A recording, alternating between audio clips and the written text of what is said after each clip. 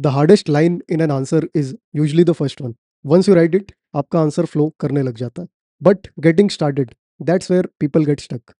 You know the topic, you understand the question, but you are still wondering, should I start with the definition या फिर मैं कुछ background दे दूँ, or should I directly answer the question? And by the time you have made that decision, आपका काफ़ी valuable time waste हो चुका होता है. So let me show you something. ये एक 2025 का question है. Do you think that globalization results in only an aggressive consumer culture? 150 words में इसको answer करना है. And I'm going to show you 3 completely different introductions for the same question. By the end of this video, you will have 3 introduction styles that work in almost every UPSC answer. Let's start with the simplest one. यहाँ पे आप कोई background नहीं देते हो, कुछ definition नहीं देते हो.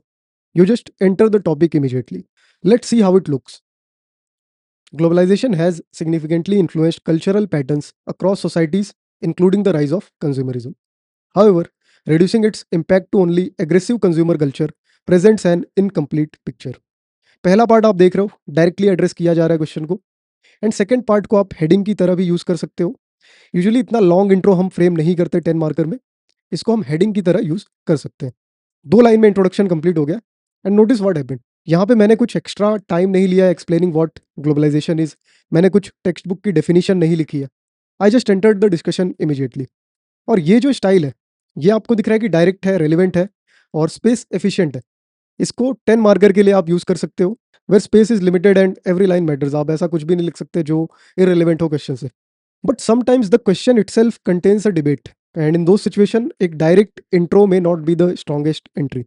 That's where the second style comes in. This is one of my favourite introduction styles because it immediately shows balance. Now watch this. While globalization has encouraged consumerism and market-driven lifestyles, its impact extends far beyond consumption patterns alone. Now compare this with the previous intro. The moment examiner reads while, however, उनको पता लग जाता है कि यहाँ पे argument दोनों side से देखने को मिलेगा. And that's important because this question is not asking you to describe globalisation. आप ग्लोबलाइजेशन की डेफिनेशन इंट्रो में लिख के कुछ भी इंपैक्ट नहीं कर सकते हो. It's asking you to evaluate a statement. Justify करने की बात हो रही है क्वेश्चन के अंदर. और एक कॉन्ट्रास्ट जो है वो नेचुरली प्रिपेयर करता है रीडर को एक बैलेंस्ड आंसर के लिए, जहाँ पे आप एक बैलेंस दिखाते हो, इवैल्यूएशन करते हो, और जो डिबेटेबल टॉपिक्स हैं या फिर डिबेटेबल क्वेश्चंस हैं, उनके लिए एक बेहतर स्टार्ट ये हो सकती है. इनफैक्ट ये सारे ही क्वेश्चन में बढ़िया इंट्रोडक्शन होता है और इसीलिए ये मेरा सबसे फेवरेट टाइप ऑफ इंट्रोडक्शन है. But there is a third option and this one becomes useful when you want to create a broader entry. आप डिमांड से पहले एक ऐसी एंट्री लेना चाहते हो जहाँ पे कॉन्टेक्स्ट आप सेट करो, और ये स्टाइल है contextual intro. So let's start from a wider lens. In an increasingly interconnected world, globalization continues to shape economic, social, and cultural interactions across societies. Its influence on consumer culture is significant, but its impact cannot be reduced to a single dimension. Notice the difference. यहाँ पे introduction ने पहले context create किया है first line के अंदर. Then it narrows down towards the question, जहाँ पे कंज्यूमर कल्चर को एड्रेस करना था. ये जो स्टाइल है, it is particularly useful in 15 marker questions where you have slightly more space, और आप एक ब्रॉडर एंट्री अफोर्ड कर सकते हो. लेकिन फिर भी अगर यहाँ पे भी आप देखोगे तो लेंथ पे कंट्रोल आपको दिख रहा होगा.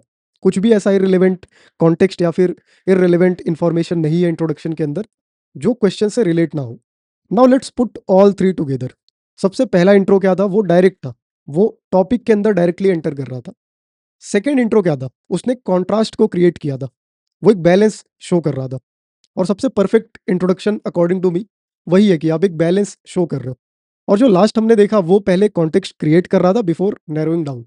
तो टॉपिक में जाने से पहले वहाँ पे एक बैकग्राउंड या फिर एक कॉन्टेक्स्ट हमें देखने को मिला.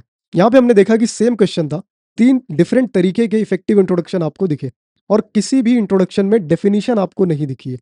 डेफिनेशन हम कब यूज करते हैं, जब हमारे पास कुछ भी ऐसा लिखने को ना हो जो क्वेश्चन से रिलेट ना करे. अगर हमारे पास कुछ भी क्वेश्चन से रिलेट करता हुआ है तो हम उसको लिखेंगे.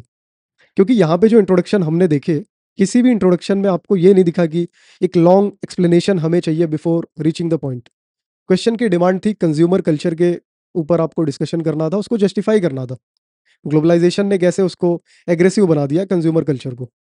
हमारा जो इंट्रोडक्शन था वो डायरेक्टली कंज्यूमर कल्चर को एड्रेस करते हुए ही स्टार्ट हुआ. एंड वही यहाँ पे सबसे बड़ा लेसन है, आपको इंट्रोडक्शन को याद नहीं करना है. कुछ लोग कहने लगते हैं कि आप इंट्रोडक्शन पहले से प्रिपेयर करके रख लो. लेकिन एक चीज़ समझनी पड़ेगी, कमीशन भी एडवांस हो चुका है। उसको भी अभी पता लग गया है कि लोग पहले से इंट्रोडक्शन प्रिपेयर कर लेते हैं, कंक्लूजन प्रिपेयर कर लेते हैं। तो उसने अब क्वेश्चन ही ऐसे फ्रेम करना चालू कर दिया है जहाँ पे आप बिना किसी कॉन्टेक्स्ट के, बिना किसी डायरेक्ट एंट्री के या फिर बिना किसी कॉन्ट्रास्ट को क्रिएट किए एक अच्छा आंसर नहीं कर सकते। तो ये जो मेमोराइजिंग का पार्ट है उसको आप हटा सकते हो। उसके अलावा आप क्या कर सकते हो, different ways of entering an answer आप सीख सकते हो, जो यहाँ पे हमने देखा। बिकॉज एक बार आपके पास मल्टीपल एंट्री पॉइंट्स हो जाते हैं ना, you stop staring at the page. आपको ये दिक्कत नहीं होती कि इसको स्टार्ट कैसे करें। Now here's a small exercise. Take any previous year question and before writing the answer आप उस क्वेश्चन के लिए 3 डिफरेंट इंट्रोडक्शंस लिखो। One direct introduction, one contrast based introduction और एक context based introduction.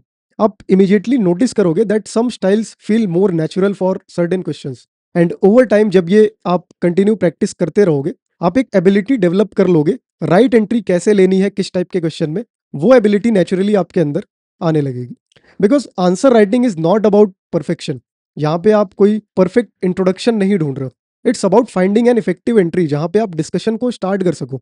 And once that first line becomes clear, आप easily अपने answer को कंप्लीट कर सकते हो। आपका पूरा आंसर इजी आपको लगने लगता है, वो पहली ही लाइन आपको दिक्कत देती है। तो इस एक्सरसाइज को ज़रूर से आप करो। और अगर आपको फिर भी कुछ डाउट रह जाता है, हम रेगुलर ब्रेनस्टॉर्मिंग सेशंस करते हैं टेलीग्राम चैनल पे। आप टेलीग्राम चैनल ज्वाइन कर सकते हो और उन ब्रेनस्टॉर्मिंग सेशन में अपने डाउट्स को भी रख सकते हो। Are you still saving UPSC PDFs you'll probably never revise? Hundreds of files, thousands of pages, but when it's time to write a mains answer, recalling the right points becomes the real challenge. That's exactly why we created Ready IS Mains Ready Notes. Everything you need from GS1 to GS4 in one revision focused format. Get access today for just rupees 499.